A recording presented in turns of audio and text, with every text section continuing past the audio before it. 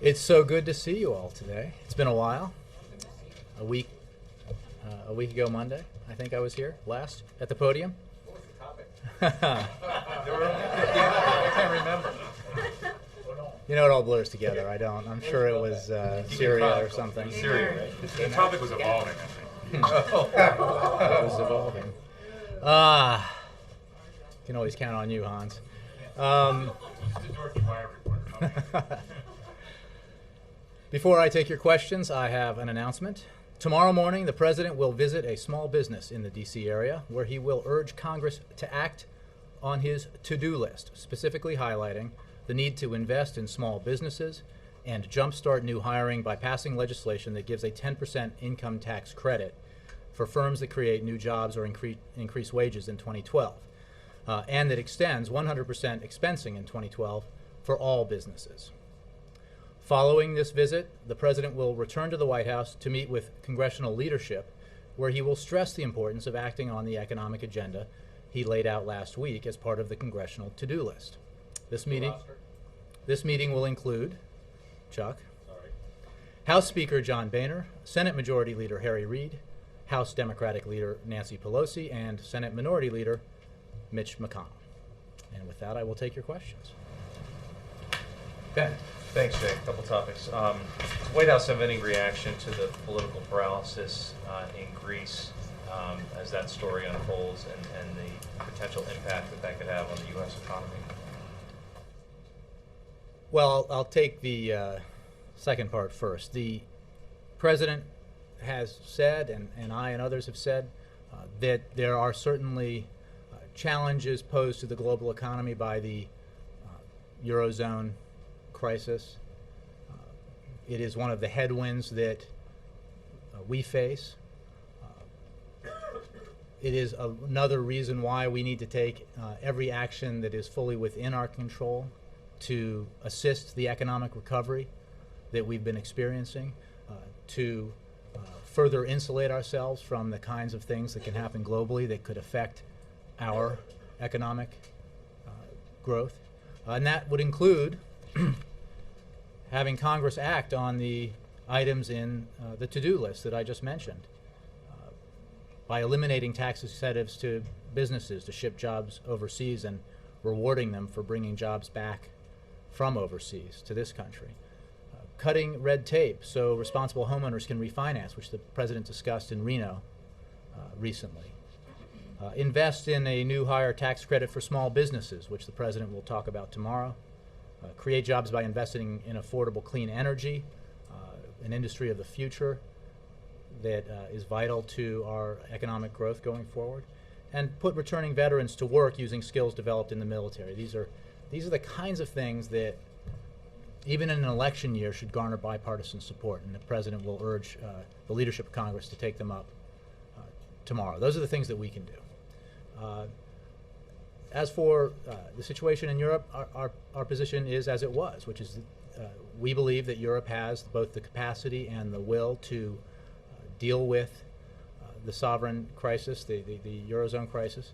We have actively consulted with and counseled and offered advice to our European counterparts. Secretary Geithner, as you know, spends a lot of time on this issue, as does the President.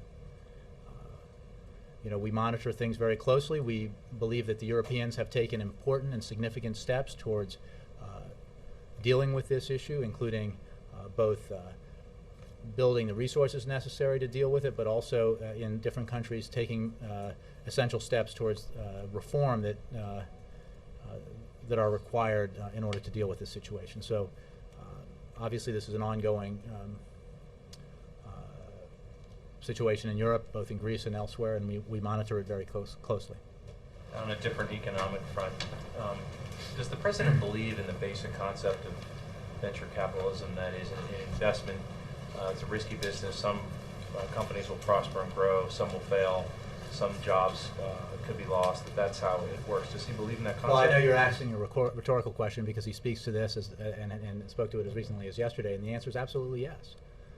He believes very firmly in that the free market system is the greatest creator of wealth that the world has ever known, and that we need to have a strong and vibrant financial sector in this country. We have in the past, and we need to going forward. We also need to have rules in place that ensure that our financial sector is transparent and continues to be viewed as highly credible and professional, both within this country and abroad, and rules that ensure that American taxpayers are not left holding the bag as they were in the wake of the financial crisis that befell this nation in 2007, 2008.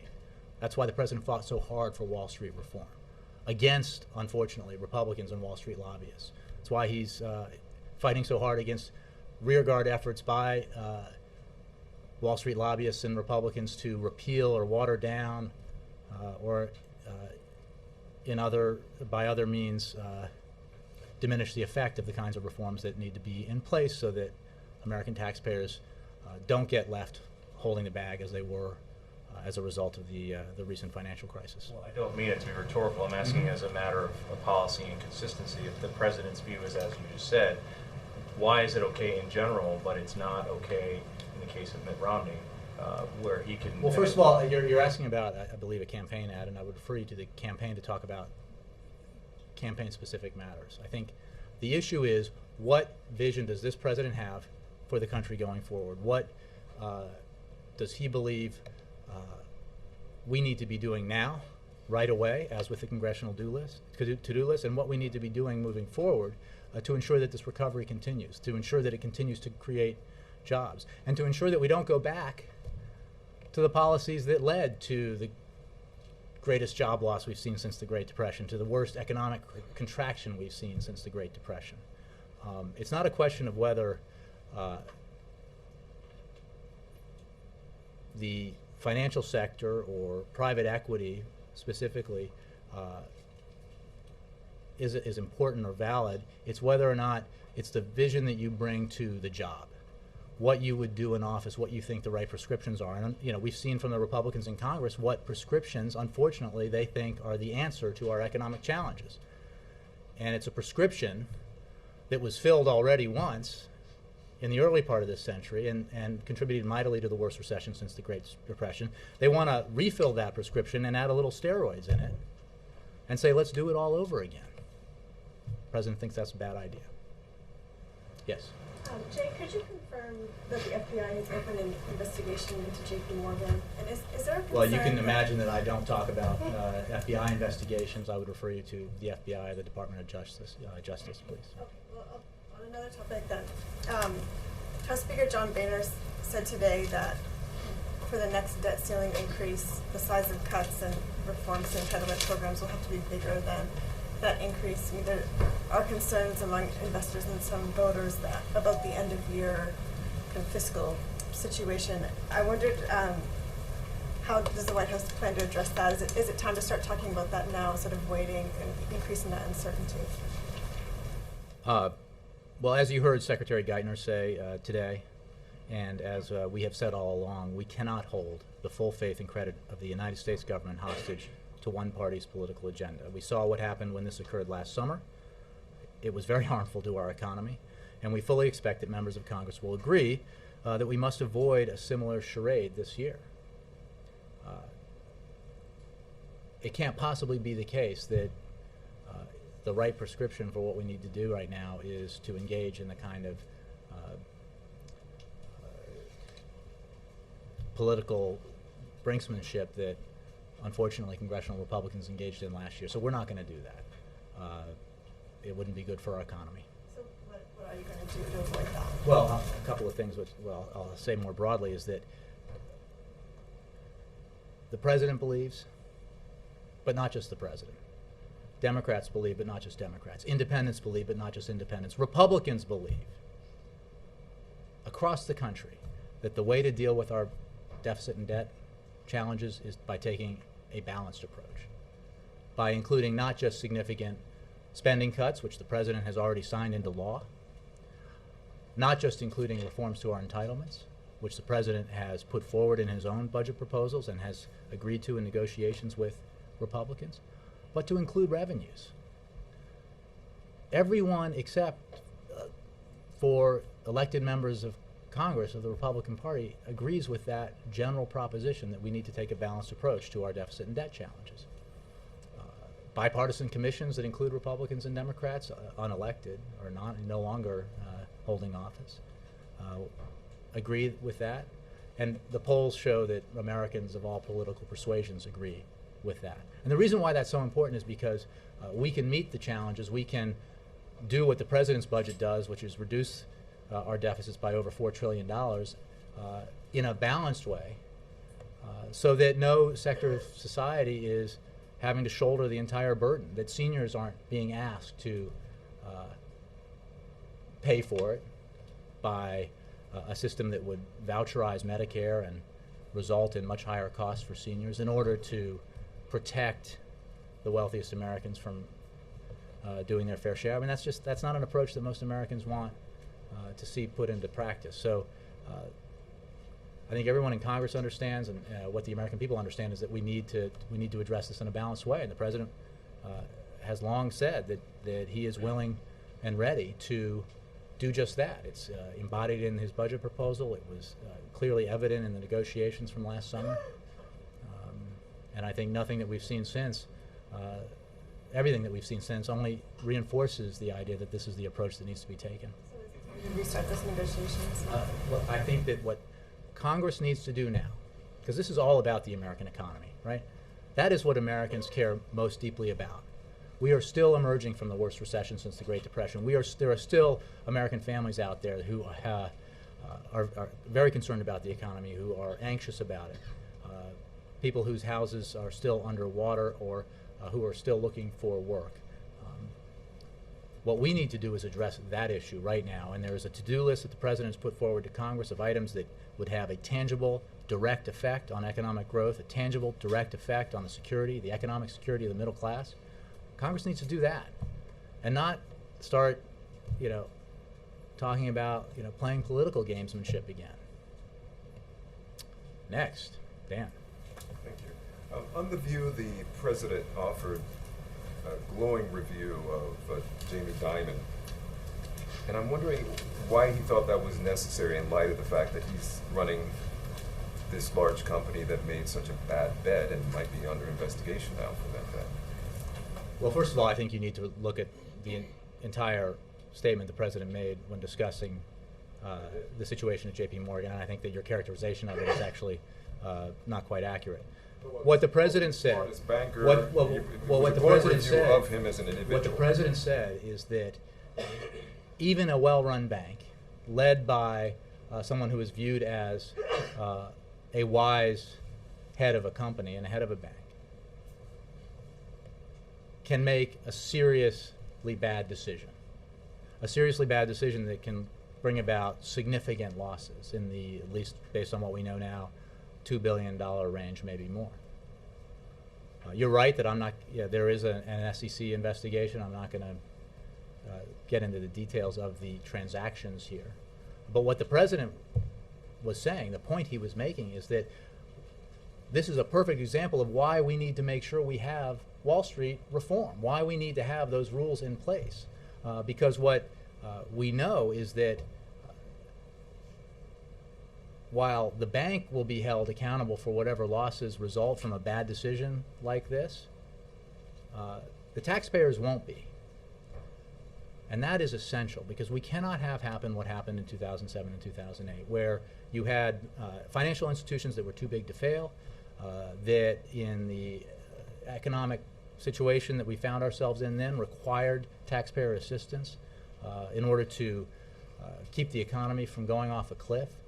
And the reason why the president fought so hard for Wall Street reform, the reason why he insisted that Wall Street reform include the Consumer Protection Bureau, include the so-called Volcker Rule, and he fought hard against the resistance of Republicans, against the mighty efforts of very well-paid lobbyists representing Wall Street firms, is because he believes the American taxpayer should not be left holding the bag.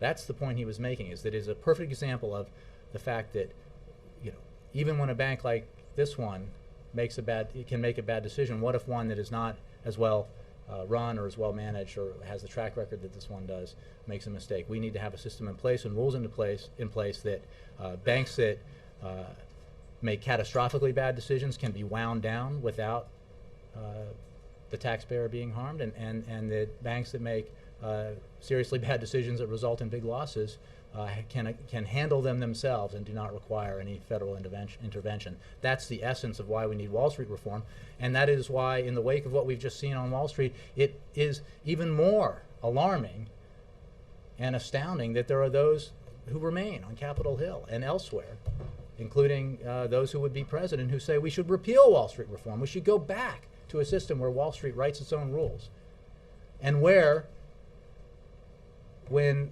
disastrously bad decisions are made, the taxpayer is left to pick up the pieces. The president's not going to go there. On Syria, today there was a UN convoy monitors, I believe, were hit by an explosion from an IED. They're all okay, at least what's being reported. But what else can the U.S. do to try to intervene there? I mean, the violence continues. It's been months and months of saying that the Assad regime days are numbered, yet this violence continues. What else? What additional pressure? Well, Dan, I appreciate the question. We are deeply concerned by the escalating violence on the ground in Syria and the country's deepening sectarianism, along, obviously, with the regime's failure to allow for a political transition while the opportunity remains. The longer that Assad clings to power, the greater his destabilization of Syria and the region. That's why we're working with allies and partners to pressure Assad to step down as soon as possible so that a Syrian-led democratic transition can be completed. We continue to believe that a political solution is the best way to address this crisis. As far as what we're doing, in concert with our international partners, we are using all financial and diplomatic tools available to us to achieve our policy goals. We are increasing pressure on the Assad regime to step aside. We are supporting international efforts to broker a political solution to end the regime's violence. We are strengthening, with our international partners, the Syrian opposition, and we are addressing the worsening humanitarian situation and planning for a range of additional measures that may be necessary to protect the Syrian people and prevent this conflict from widening. Jake. Just to follow on Dan's question on JP Morgan Chase, I guess I'm not really understanding what either the president said yesterday or what you're saying now. Are you crediting the Wall Street reform bill with the fact that JP Morgan Chase didn't have to be bailed out? Are you saying, is there some direct correlation between what happened or what didn't happen and the law that passed? Well, again, I can't get into details of the specific transactions here because they're under investigation. What I can say is that Wall Street reform the Wall Street reform bill, among many other components of it, insisted that financial institutions be better capitalized, that they have the resources, greater resources to deal with and handle losses. That was a major component of Wall Street reform. And what the president was saying yesterday is that if we have a situation where even a well-run bank or one that's recognized as being well-run can make a bad decision like this that results in significant losses, it's an excellent illustration of why we need to have the kind of Wall Street reform that the president put into place so that the taxpayer is held harmless when financial institutions that maybe are less well-run make bad decisions and incur losses, perhaps even losses that threaten a financial institution's existence. We can't have a situation where the taxpayer then has to come in to the rescue again, but that there must be a way for those banks to be unwound where only the bank and its investors bear the burden of the bad decision making and not taxpayers. So again, I can't, because of the fact that this particular series of transactions is under investigation, and I can't make a point-to-point correlation between Wall Street reform and this, but I can say that the overall idea here was to ensure that the American taxpayer is insulated from the kinds of decision-making that can take place on Wall Street that can result in losses. I mean, it is a nature of this, we can't prevent bad decisions from being made. What we can do is take steps to ensure that average working class and middle class Americans don't get stuck with the bill for bad decisions that are made. Is the President favor any further steps that might be taken on Wall Street when it comes to regulation? Are there other measures he thinks? Well, as you know, the implementation of Wall Street reform is still underway. There's a rulemaking process that's still underway, and the president insists that, as he insisted, for example, that the Volcker Rule be part of Wall Street reform, he insists that the Volcker Rule be implemented in a way that makes sure it's very strong. But that process is, or that's certainly his view. Obviously, there are independent agencies involved in the rulemaking, but he believes firmly that we need to make sure that Wall Street reform is implemented in a way that is true to the intent and spirit of the legislation. As you know, millions and millions of dollars have been spent since the passage of Wall Street reform to try to subvert the intent and spirit of the law. And a lot of money is being spent to elect to office those who would repeal Wall Street reform. And the president simply believes that, and that's why he fought so hard for it, that that's not just, bad for Wall Street, because a functioning system that includes rules of the road that everybody follows and includes a transparent system is vital for the success and growth of the financial sector, but it's bad for the whole economy and it's bad for the middle class. So he'll argue strenuously, and I'm sure we'll have this debate in the months coming forward, that it is in the interest of all Americans on Main Street and Wall Street that we have effective rules in place that make sure we do not have a repeat of what we saw in 2007 and 2008.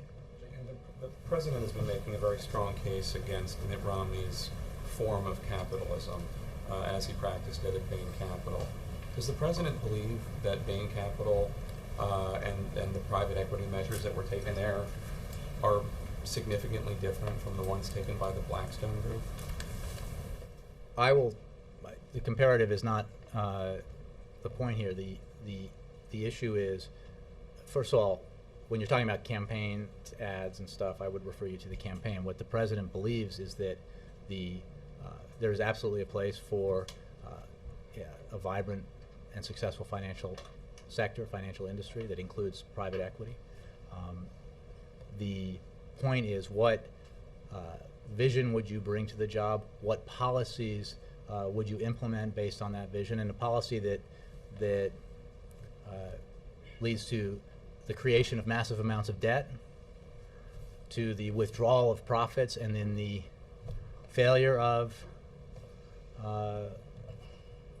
a company or a state or a sector is not an approach that he believes would be healthy to replicate for the United States. I get that. It's just that the campaign has been very critical of some members of the Blackstone Group for, quote, betting against America, being, quote, less than reputable, and also, obviously, against Bain Capital.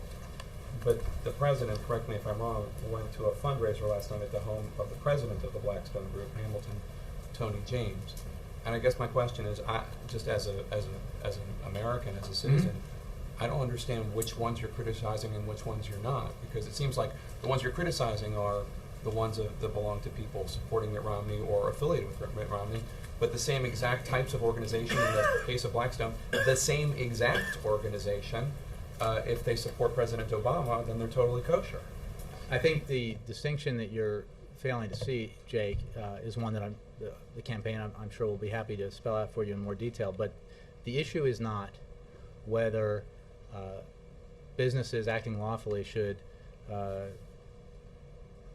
maximize profits or pursue business appropriately. That President thinks that's fine and is a good thing and is healthy for our financial sector and our broader economy, broadly speaking. The issue is, what vision do you bring to the office? What policies would you implement? And are those policies informed by the vision and by your experience? So just I think we have to anybody who runs for office puts forward his or her ideas about what they would do in office. And I think that anyone who runs for office who says, you know, not only do I want to, as the Republicans in Congress say and others say, not only do we think that the prescription for our economic challenges is to reintroduce all the policies that contributed mightily to the mess that we got into in 2008, 2007, but to double down on those policies, to not just extend massive unpaid tax cuts, principally benefiting the wealthy, but maybe give, or well, actually definitely give the most well-off Americans significantly more tax cuts that are basically unpaid for, or how they're paid for is unspecified. An approach that says, you know, I was for those two wars and the fact that they were unpaid for under the previous administration, and this president's wrong for ending one of those wars and wrong for having a strategy to end the second war. You know, that's a debate that we'll have, but that vision is not the vision that this president believes is the right one for the country going forward. I'm going to move around a little bit. No, you do that. I mean, you That's just go with the so same unfair. exact order every Call time. on the and boys, you're and gonna then move when it comes to around. Nora, go to the Come on. back. No, but you've done this. If you're going to move around Okay. from the beginning. I think that's a fair way of looking at it. We like that. Fair enough. Nora. Does the president agree that the next debt ceiling increase should be offset with equal amount of spending cuts? Well, I addressed this question moments ago. The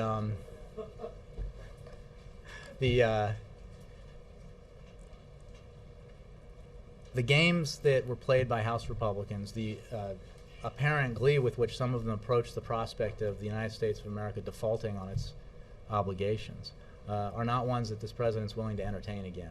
It's bad for the economy, but the yes or no. the proposition that you just put forward was the very same proposition that was put forward last year. And we cannot hold the full faith and credit of the United States government hostage to a political ideology and to an approach to deficit and debt reduction that is not endorsed by anything like a majority of the American people or even a majority of Republicans. So we're not doing that. Congress should take action now on the items the president has put forward that can help this economy continue to grow, the items that can help secure the middle class, help homeowners refinance their homes, help veterans get jobs, help in a variety of ways to ensure that this recovery continues along the path that it's been going. Principal, just to set this up, But I does he understand, believe and that should be the debt ceiling the president increase does should be not offset believe- by an equal The amount president does of not spending believe cuts? No. that the full faith and credit of the United States, its commitment to pay its bills and its obligations, should be held hostage to a political ideology. And that is the formulation that you're articulating, because this president has already signed into law non-defense discretionary spending cuts that bring that portion of the budget to its lowest level since Dwight Eisenhower was president. So this president's commitment to serious but sensible spending cuts is demonstrated not just in rhetoric, but in law. He signed into law additional spending cuts that bring the total to $2 trillion. And he has put forward a deficit and debt reduction plan that would reduce the deficit by $4 trillion over 10 years. But he's doing it in a balanced way. What he will not do is, and is absolutely confident that the American people agree with him here, is have a repeat of the kind of political brinksmanship that House Republicans engaged in last year that caused harm to our economy. You know, I don't think anybody wants to revisit that. I think the idea that we might want to go down that road again suggests to me that maybe somebody wants to test the proposition that you can't get to zero in your approval rating. I mean, Congress tried last year; it got to single digits, but perhaps they want to set a record. But the president's not going to enable them in that cause. One more, and then I'll to move on. But the president's challenger, Mitt Romney, today is accusing the president of fanning a prairie fire of debt in his administration, and talking also about the debt ceiling, the stimulus package as borrowed and wasted. We still owe the money. We're still paying interest on it. He says it was the biggest, most careless one-time expenditure by the federal government in history. You want to Is there a respond to that? Well, And what's great about this is I know that the media that's covering statements like that will fully vet it and put it into context, because it seems to me the former governor neglected to mention is that the greatest contributor to our deficit right now was the profligate spending by the previous administration, 2 unpaid for massive tax cuts that benefited primarily the wealthiest Americans that Governor Romney supported, 2 unpaid for wars that Governor Romney has said we should still be engaged in, that we should not have ended the war in Iraq, for example, as the president did, that we should not have a timetable for ending the war in Afghanistan, as President Obama has, as well as other measures. Don't forget that when the last Democratic president left office in January 2001, there were surpluses, budget surpluses, as far as the eye could see. After 8 years, not only were there massive deficits that this president inherited, there was an economic catastrophe unfolding in this country and around the globe. What I didn't hear you say in the recitation of the critique was that the person giving the speech wants to repeat all the policies that helped lead to both those massive deficits and the greatest recession since the Great Depression. He wants to reverse the policies that this president put into place that reversed the cataclysmic decline in our economy, that now has us growing for 11 straight quarters instead of shrinking at 9%, which we now know we did in the last quarter that the previous president was in office, that has us creating private sector jobs for 26 straight months, more than 4 million private sector jobs created over those 26 months, more than 1 million in just the last 6 months, compared to this 800,000 per month job loss that this country was experiencing when President Obama was sworn into office, due in no small measure to the policies that had been in place in the previous administration, in which the current presumed nominee of the Republican Party fully supported and endorsed at the time, Chuck. That's why I went. He was making all the noise, so I was going to come. But I appreciate that you didn't, so you're next. In light of all you've said about the economy and the president's assertion, I could say more, that the fall election will turn on the economy, what do you make of the new Gallup USA Today poll that indicates most people feel the economy would be better off if Mitt Romney was elected, and more people feel the economy will be worse off if the president is reelected? Well, I'll say a couple of things. I think that poll also suggested that there was greater optimism about the economy that we're experiencing right now, which I can recite to you the fact that under this president's leadership, we took a situation that was had this economy in cataclysmic decline and reversed it and had it growing again.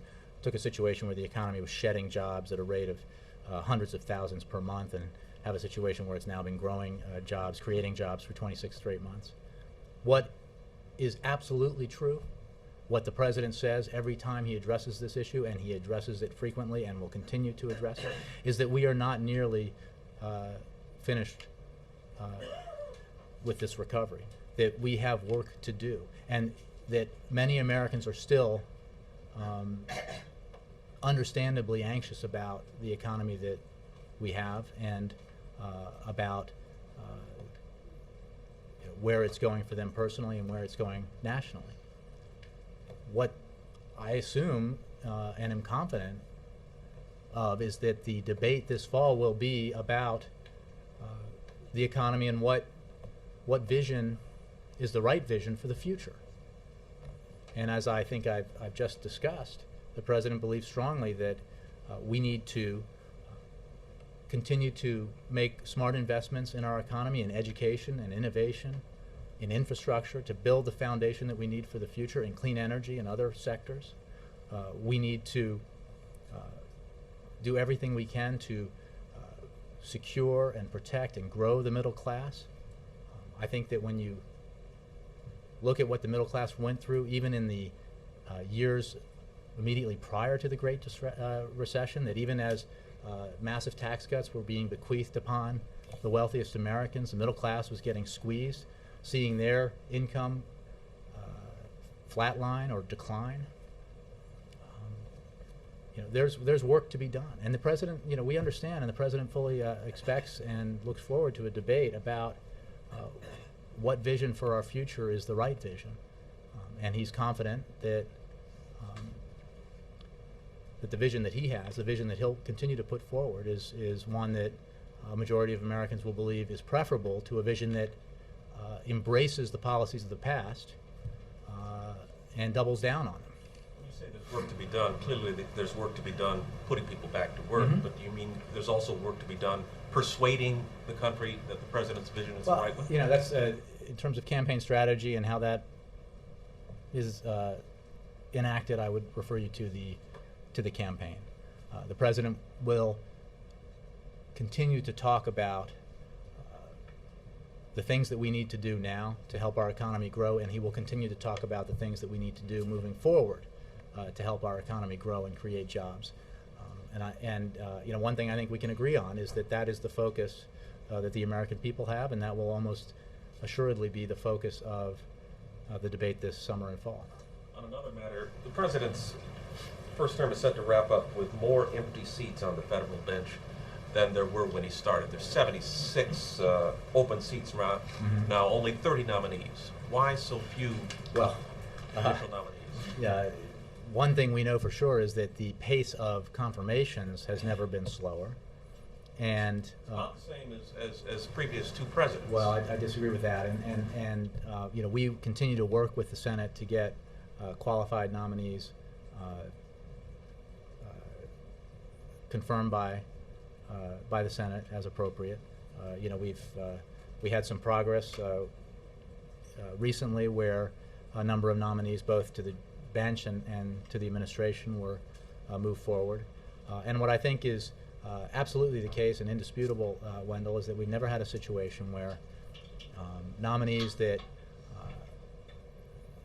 to whom no serious objection is put forward, nominees who clear committee overwhelmingly, nominees who are absolutely qualified for the posts that they've been nominated for, are then held up interminably for political reasons.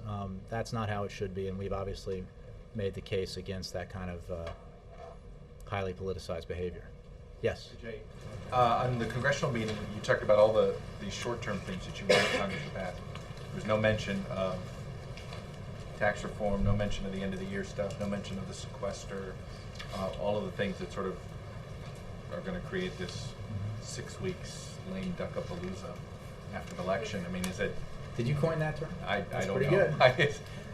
Tax, others try all sorts of ends in Geddon. Problem with that is that it's going to take up a significant portion of 140 characters, so you want to Gotta shorten it out. Yeah. But what is the, you know, obviously me just asking questions, you're going to say, sure, it might come up, but is that an agenda item at this point, or is everybody just sort of, it's fait accompli that nothing happens until the election? Well, look, I think that a number of subjects will undoubtedly be discussed tomorrow when the president meets with the congressional leadership.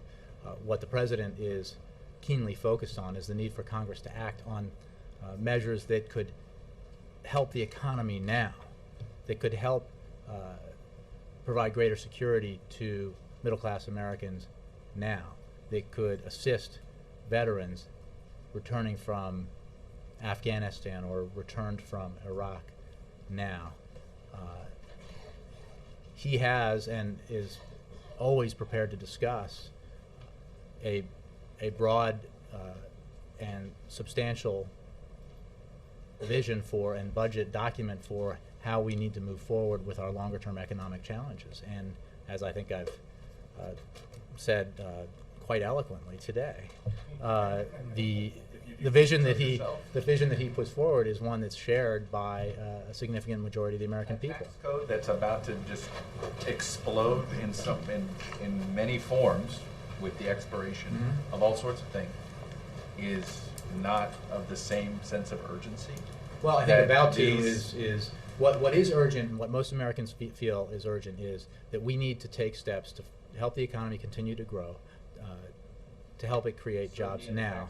Doesn't do that. The president's position on all of these issues is well known. What has been a consistent obstacle to reaching an agreement on a broader sort of 10-year budget plan is, as you know, the refusal of Republicans to seriously accept the idea that we should take a balanced approach to our budget and deficit. Agenda item tomorrow. Well, You're look, bringing the leaders in, and I think- why isn't I that what think- you guys are saying? Well, Let's first go, of all, we check gotta out the fix debate this that tax we've code. had basically consistently now for 18 months or so, and these very same leaders have discussed this issue many times. I'm not saying that it won't be addressed, but what is on the table, what the president will put forward, is the ability of Congress to take action like it has earlier this year, in spite of the fact that it's an election year, to work and achieve passage of legislation that can enjoy bipartisan support, that did enjoy bipartisan support. The items the president has put forward should garner bipartisan support, and all of them will help the economy now. There's no question that on the broader sort of long-term vision for our budget and our tax code and that debate will surely be joined as the months progress. The president has a very distinct opinion. 7 months is a long time, not No, a short look, amount of but time. what the president put forward a budget proposal that could be acted on tomorrow if there was a willingness by Republicans to accept the basic proposition that a vast majority of Americans accept, that every bipartisan commission that's been appointed to look into this issue endorses, and that is that we need a balanced approach to deficit and debt reduction. On Syria, quickly to follow up on Dan's question. Is it fair to say, we got all caught up in other issues, when you sort of, AP asked you this question, and you sort of, it seemed like you had it prepared, that we're either reevaluating our policy, is that a fair way to describe sort of how we're dealing with Syria today, that it's not working and we're reevaluating? How would you describe No, it? what I've said even prior to today is that, for example, with the Kofi Annan plan, that we are highly skeptical that it will succeed because Assad has shown so little willingness to implement any of the 6 provisions within it. However, it is important to continue to support that, which we do, because it has accomplished 2 things, which is some lessening of the violence and a framework for which, by which we can continue to pursue political transition there, and a mechanism by which we'll garner further international support for that kind of transition. I think our skepticism about Assad's intentions is not something that I'm making clear for the first time today. Political issues in Europe, I won't say instability, but issues, and losing maybe one of your best allies in dealing with international issues like this in Sarkozy. Who are our leading partners in dealing with this? With Syria or with? Well, there's a number of partners, both within the United Nations on the Security Council, within the broader context of allies and partners, and with specifically the group of Syria nations that we through which we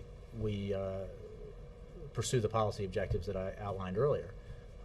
I think that what we've seen since the veto of an earlier resolution at the United Nations Security Council is a growing awareness of the fact that, or recognition of the fact that Assad is the problem here. His refusal to comply thus far with the Annan plan only reinforces that. And I think that, as I've said in the past, that if that plan ultimately fails, that we will then return to the Security Council and discuss with members there steps that we need to take, as well as more broadly with our international partners in the group of Syria, measures that we need to take. Moving around now, first, Mara.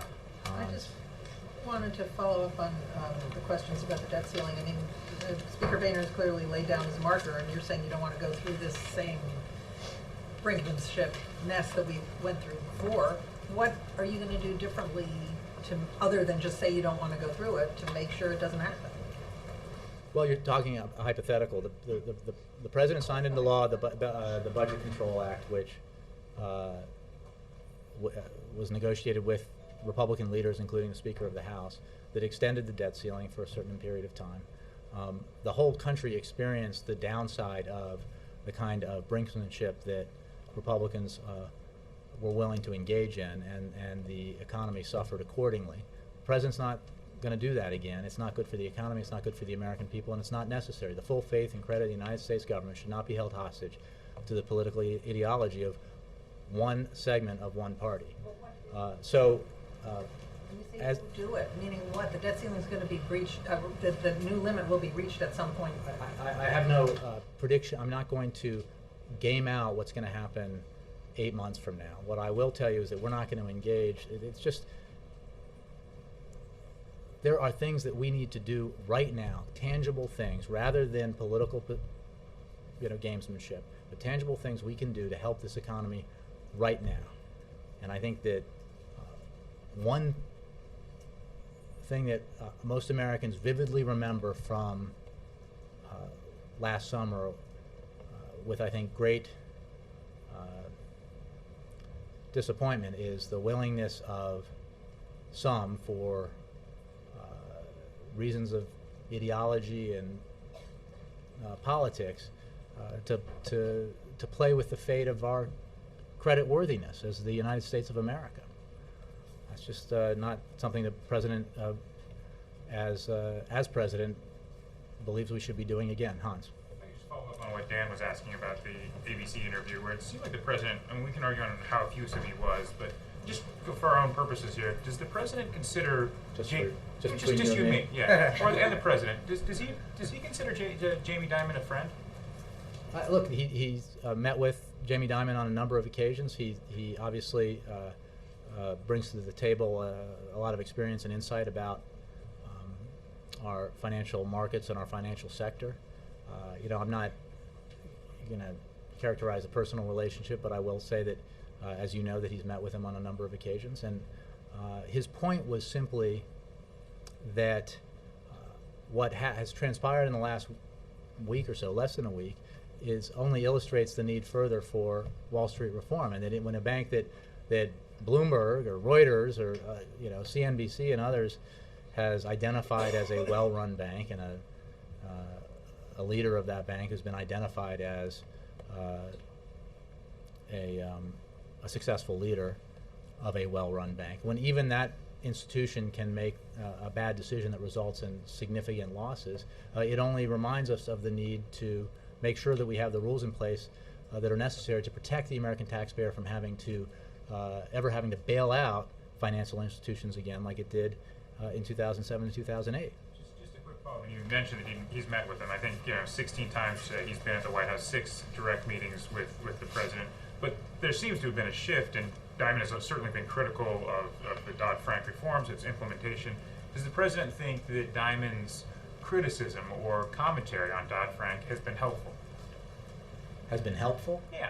Well, I think the president disagrees with those who argue that we don't need Wall Street reform. He disagrees with those who argue that Dimon's point has always been there needs to be regulation. His point has been that the way that the Fed is interpreting the Volcker Rule has not been properly thought out. Well, I first of all, the Volcker Rule and other rules that are being written out of the legislation are still in progress. So I can't go into great detail about that process, which is being conducted by independent agencies. Secondly, I think that what we saw in the last few days demonstrates the strength of the president's position that we need strong rules in place, that we need a strong Volcker Rule, that we need strong Wall Street reform in place, and that those who argue otherwise are wrong, in his view. They're entitled to their opinion, certainly, but we